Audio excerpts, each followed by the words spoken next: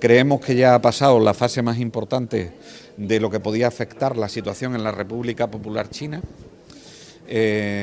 A pesar de que se van a hacer controles de las aguas residuales de las ciudades donde están ubicados los aeropuertos para ver si hay algún cambio de variante en los vuelos que vienen de China, y que eso se seguirá haciendo de forma permanente, hemos comprobado que las variantes son las mismas y que la incidencia está bajando de forma muy importante en todo el Sistema Nacional de Salud.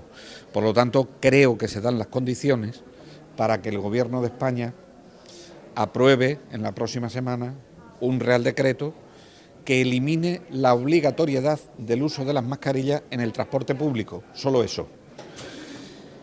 Que siga siendo obligatorio en las farmacias y en los botiquines. No digo establecimientos sanitarios, digo farmacias y botiquines, porque establecimientos sanitarios hay muchos. Están las ópticas, están las ortopedias, están el resto de establecimientos sanitarios. Ahí no será obligatorio. Será obligatorio en las farmacias y será obligatorio en los botiquines.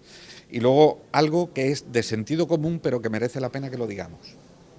Las mascarillas son altamente recomendables en las personas que tienen síntomas compatibles con la COVID y cuando nos vamos a relacionar con alguien que es especialmente vulnerable.